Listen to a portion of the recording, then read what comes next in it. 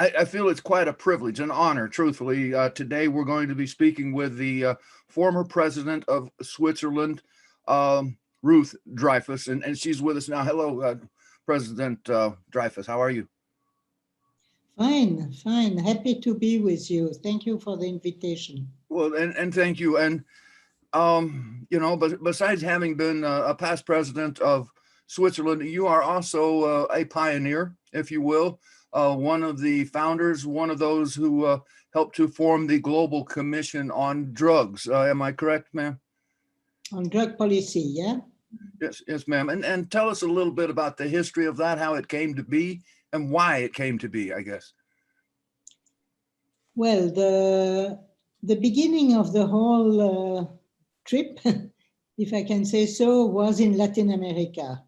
There was a commission on drug and democracy, led by three former presidents, President Cardoso from Brazil, President Gaviria from Colombia, and President Zedillo from Mexico, but also many cultural leaders and economic leaders who were just amazed about the link between drug policy, the presence of drug in society, and the threat for democracy. Institutions were corrupted by the drug trafficking organization. Money laundering was also on one of the big problems, but the biggest problem was the violence. Yes. A violence that was between different gangs, but also between the state and the gangs, between different so-called law enforcement organizations, some of them on the side of the gangs and others fighting against them. And this was a real war, and a war that was alimented by what we call the war on drugs, which is the militarization of the system, the harsh repression, without having any positive aspect on the whole issue. So this commission and its report, 2009, were really an effort to break the taboo, to show the consequences of failed policies. And this was, I think, a very important step in the awareness about what drug policy and drugs can do to a society.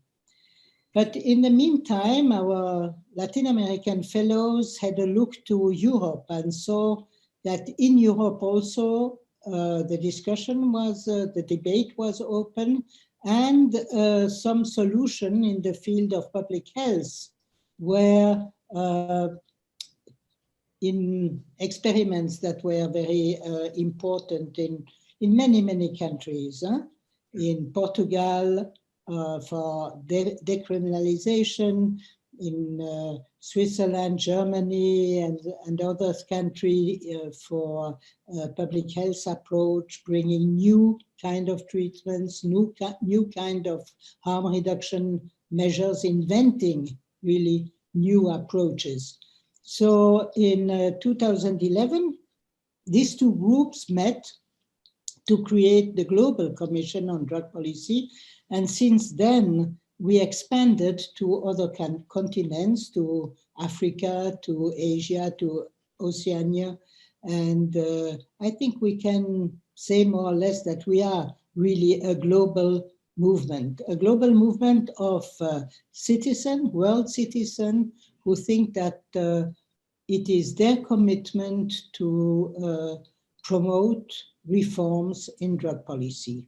We have now 26, I think, members, of which a large group is constituted by former head of states, former head of governments, high civil servant of the multilateral system. And first off, I just have to commend you and praise you. I've been at this for more than 20 years. I've beat my head against the wall, so to speak, so often here in the United States. There are so few people, and especially the higher you reach in authority, there are few people willing to even begin to discuss this subject. I have broached that subject. I have made great progress in my city with the district attorney, the sheriff, the police chief. I think they understand it. They grasp the concept that the drug war is a miserable failure. And yet at the higher echelon, and I have great hopes that the Biden administration will take some steps along this path, but at the higher echelon, it's just been non-existent. And you have had, I would hope, the opportunity to speak to some U.S. officials about this situation. Why is there such a roadblock here? Is it that we run the drug war in essence around the world? We have demanded through the United Nations that it exists.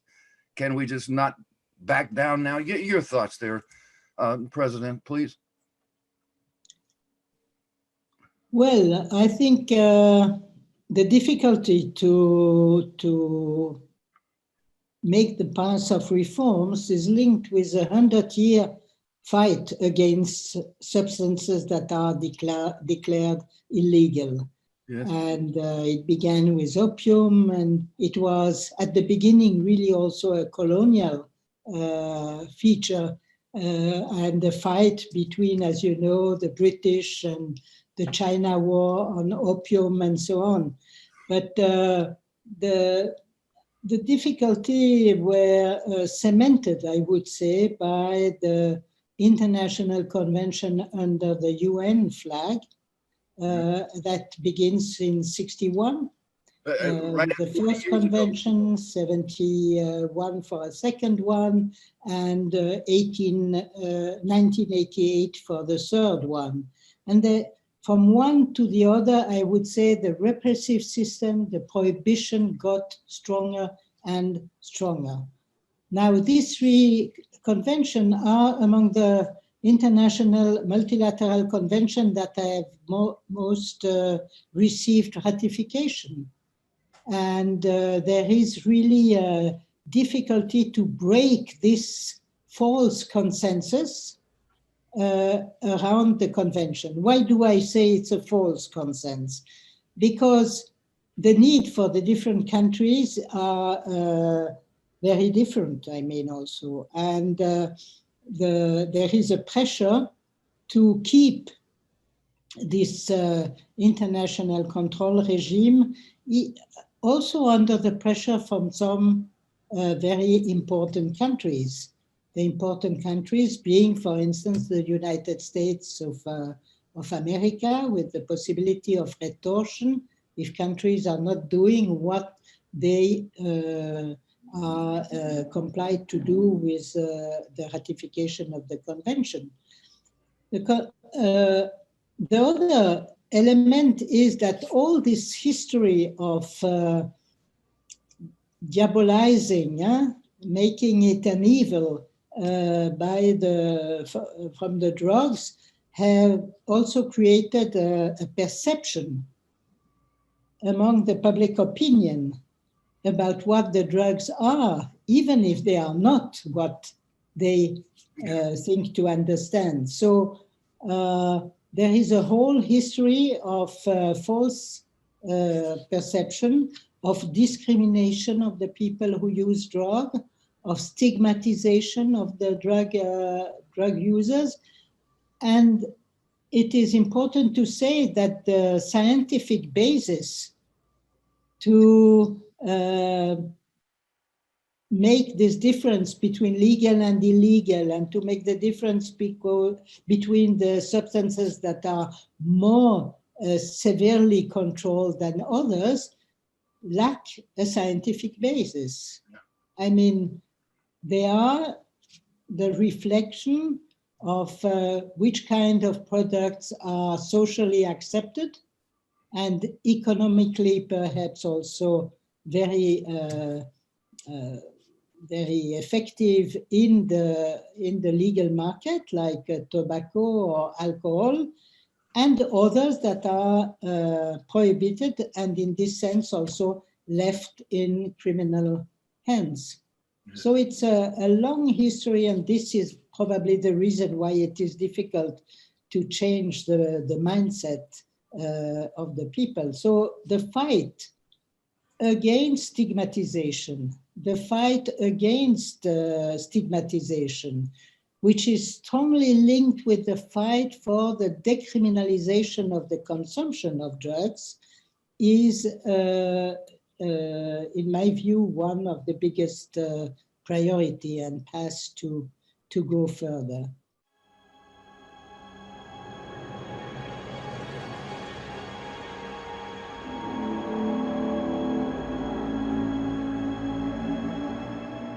I'm Dean Becker. I want to thank you for watching this video. I hope you found it motivating. Now please like and share and subscribe if you want more content. Now to hear a longer interview with this week's video guest, I request that you visit our website. Links are in the description below. Now each year we produce hundreds of drug war related programs for a network of broadcast affiliates in the US and Canada. Now we also produce lots of content for YouTube as well. And you can access nearly 9,000 of our programs at drugtruth.net.